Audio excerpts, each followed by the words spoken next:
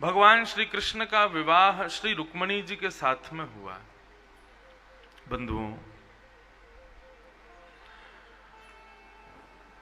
कृष्ण साक्षात नारायण हैं और रुक्मिणी साक्षात लक्ष्मी। नारायण का विवाह सिवाय लक्ष्मी के और लक्ष्मी का विवाह सिवाय नारायण के और किसी से नहीं हो सकता। यदि कोई चाहे कि मैं लक्ष्मी को अपना बना लूं या लक्ष्मी मेरी हो जाए तो यह संभव नहीं है। रुक्मिणी तो केवल और केवल श्री कृष्ण की ही है, क्योंकि रुक्मिणी साक्षात लक्ष्मी है। मैंने एक दिन कथा में यहां पर शायद ये भाव कहा था कि हमारा जो धन है वो लक्ष्मी है, उसका असद व्यय या कहीं भी उसका व्यय नहीं करना चाहिए। उसको लक्ष्मी स्वरूपा मान करके जहां लक्ष्मी को देना चाहिए या जहां लक्ष्मी का उचित स्थान होता है वहीं पर ही धन का व्यय करना चाहिए। उसको असद व्यय मत करो। ये कथा हुई, हमारे गोविंद जी ने ये मंगलमयी कथा का कार्यक्रम करवाया।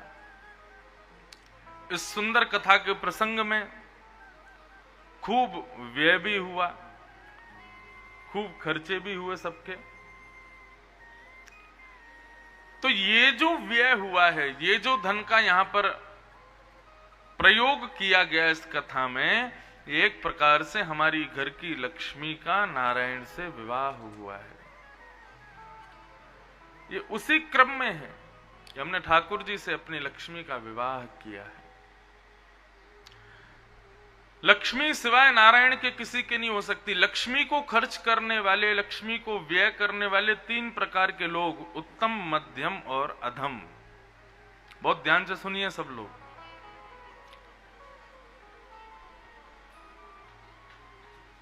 उत्तम, मध्यम और अधम।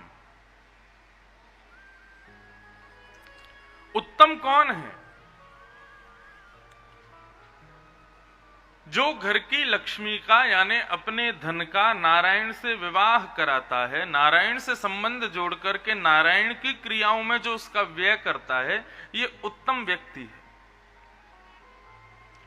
मध्यम व्यक्ति कौन है? जो घर की लक्ष्मी का व्यय अपने लिए ज्यादा करते हैं।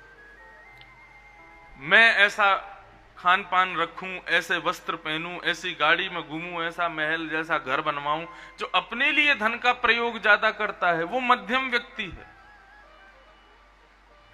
और अधम व्यक्ति कौन? जो घर की लक्ष्मी से भोग भोगता है, स्वयं के लिए भोगता है एवं उससे अपने ऐशो आराम पूर्ण करता है, ये अधम व्यक्ति है। उत्तम, मध्यम, अधम। उत्तम व्यक्ति घर की लक्ष्मी को, घर के धन को लक्ष्मी मानता है। मध्यम व्यक्ति घर के धन को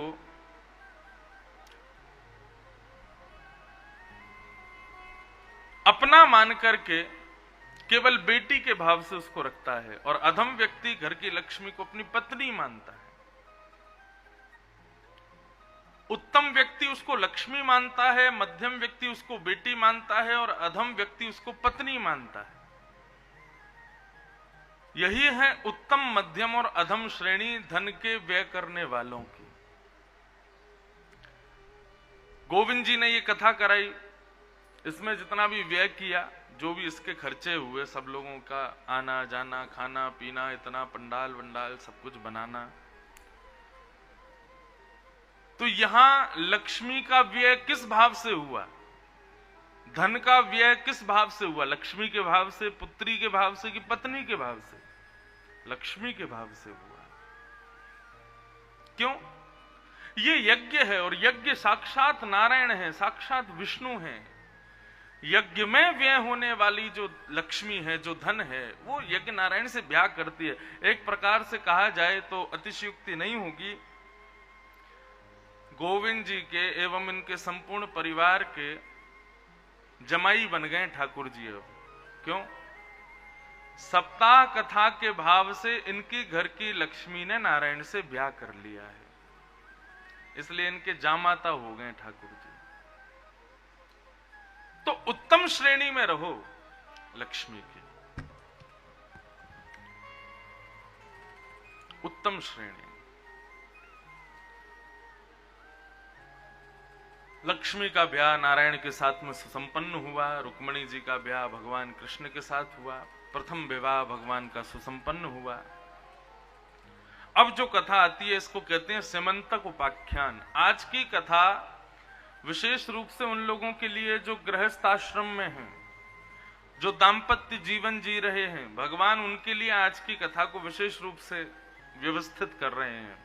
इसलिए जितने भी दाम्पत्य जीवन वाले हैं वो विशेष रूप से श्रवण करो। वैसे तो सभी दाम्पत्य वाले हैं यहाँ पर, कोई सन्यासी तो है नहीं, कोई विरक्त त्यागी तो है नहीं। जिनके ब्याह हुए भी नहीं वो कुछ साल बाद हो जाएंगे, तो दाम्पत्य तो सबका ही है। तो सब लोग ही सुनो, संसार कैसा है, दाम्पत्य जीवन कैसा है, वो सब कुछ यहां पर आज ठाकुर जी बता रहे हैं। द्वारिका में एक यादव रहता था, उसका नाम था सत्राजित। सत्राजित यादव सूर्य भगवान का मित्र था। सूर्य भगवान की इतनी उपासना की, इतनी यजन किए, इतने यज्ञ आदि किए कि सूर्य भगवान ने प्रकट होकर के, प्रसन्न होकर के सत्राजित को एक मणि प्रदान की, जिसका नाम है सिमंतक मणि। सिमंतक मणि की खास बात यह है कि रोज 6-7 घंटे सिमंतक मणि की सेवा करो, पूजा करो, उसके फलस्वरूप सिमंतक मणि हजारों किलो सोना रोज देती थी। भगवान को जब ये बात पता चली तो भगवान ने मन में विचार किया, इतने सारे धन का सत्राजित क्या करेगा, अकेला व्यक्ति इतने धन का क्या करेगा। यदि इस मणि को हम ले आवें, बहुत ज्यादा आवाज कर रहा है ये कूलर, अगर आपको जरूरत ना हो तो उसको बंद ही कर दो या कम कर दो। सत्राजित यादव की इस मणि को देख करके भगवान ने विचार किया कि इतने सोने का अकेला सत्राजित क्या करेगा। भगवान ने कहा इस मणि को हम ले आते हैं और जितना सत्राजित कहेगा उतना सोना उसको दे दिया करेंगे, बाकी के सोने से द्वारिका के लोगों का कल्याण करेंगे। भगवान की बात बिल्कुल सही थी। इस कथा को जरूर ध्यान से सुनिएगा, क्योंकि समंतक उपाख्यान को सुनने से जीवन में कभी कलंकित नहीं होना पड़ता। वो एक साल भर में एक चौथ का चांद आता है ना, उसको देखने से कलंक लग जाता है, बोलते हैं ऐसा।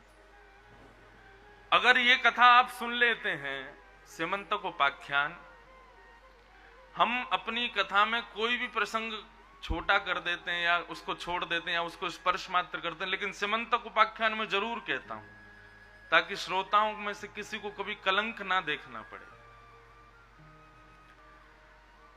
तो महाराज भगवान गए और जाकर के सत्राजित से बोले, भैया ये मणि तुम्हारी जो है इतना 1000 किलो सोना रोज देती है, अकेले तुम आदमी इतने सारे धन का क्या करोगे, ये मणि हमको दे दो, तुम 100 किलो 500 किलो 1000 किलो जितना बोलोगे उतना सोना हम तुमको रोज दे दिया करेंगे, बाकी के सोने से हम द्वारिका का कल्याण कर लेंगे।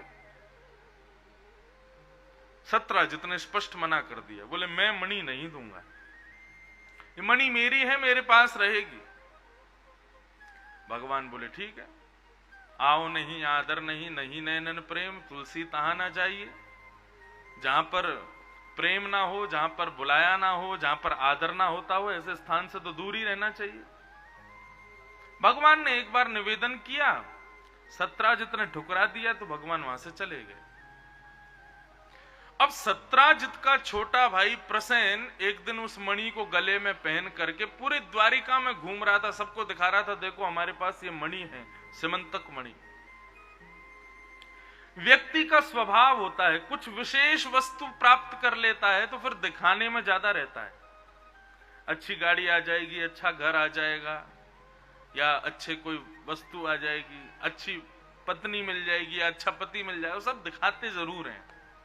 देखो हमारे पास ये है, ये स्वभाव है मानव का। सत्राजित मणि लेकर के घूम रहा था महाराज,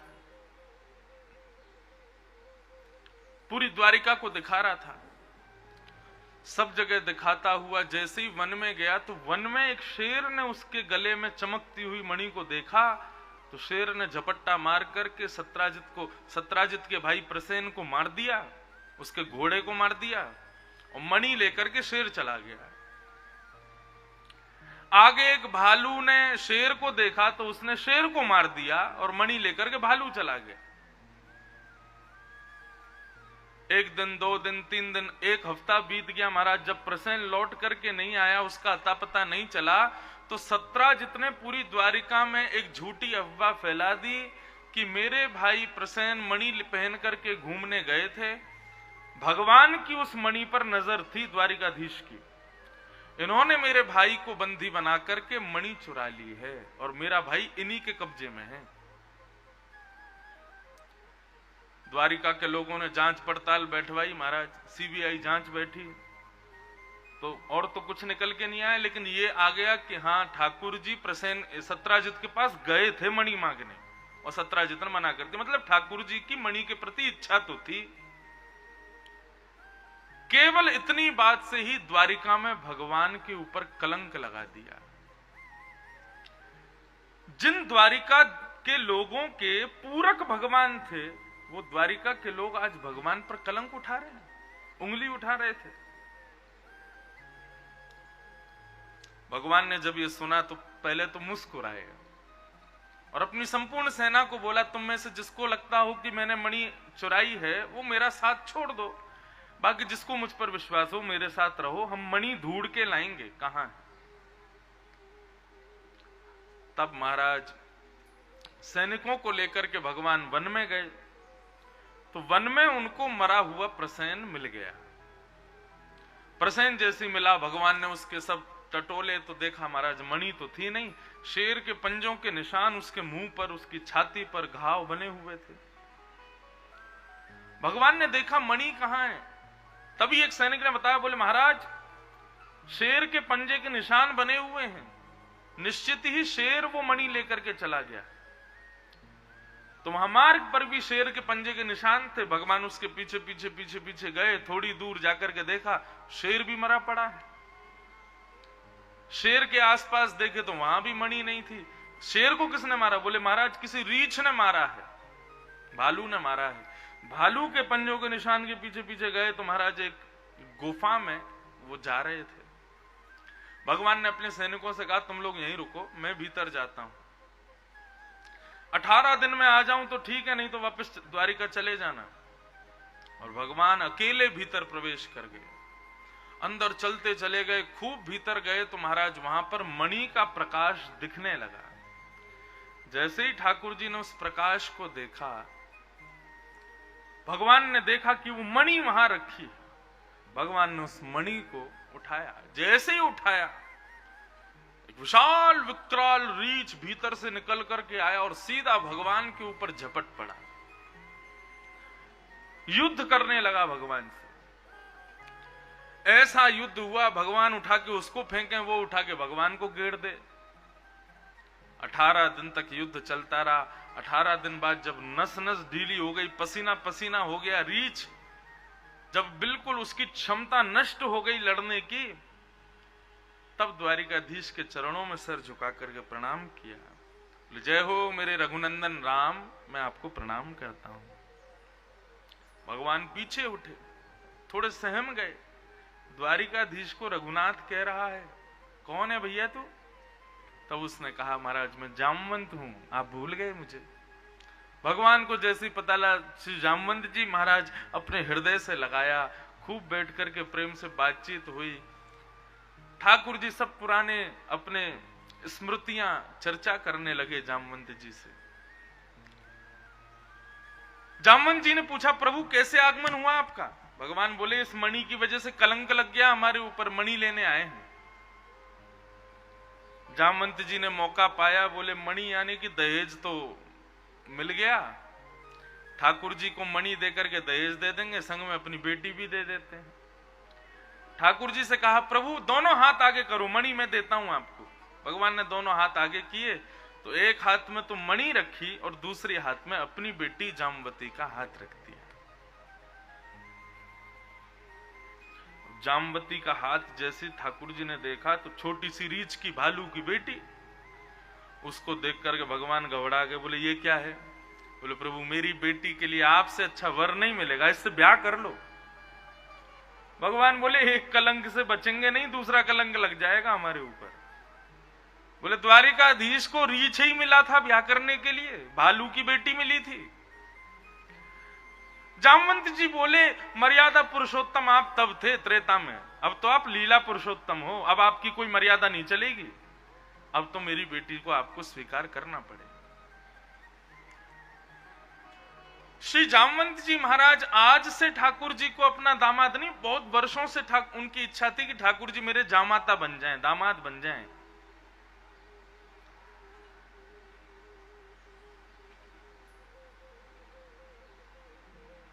उनके सुंदर भाव को स्वीकार किया ठाकुर जी ने।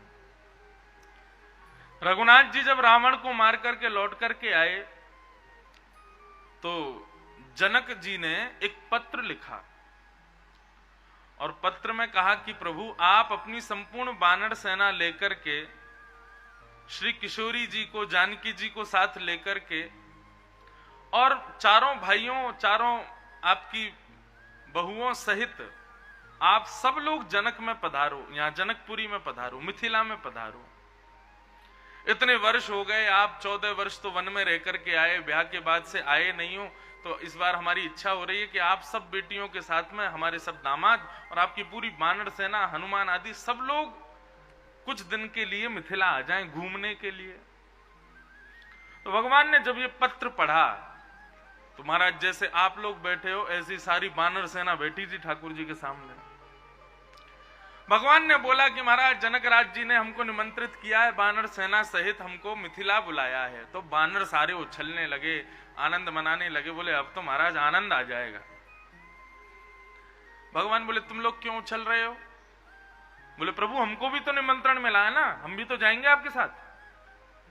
भगवान बोले ससुराल है हमारी मिथिला, आप लोगों को ले जाके नाक थोड़ी कटवानी है हमको, तुम लोग नहीं जाओगे, तुम यहीं अयोध्या में रहोगे। बस हम जाएंगे, सीता जी जाएंगी और लक्ष्मण जी जाएंगे, हनुमान जी चले जाएंगे, जामवंत जी जाएंगे, ज्यादा वानर सेना लेके नहीं जानी, हम हमारी नाक का सवाल है।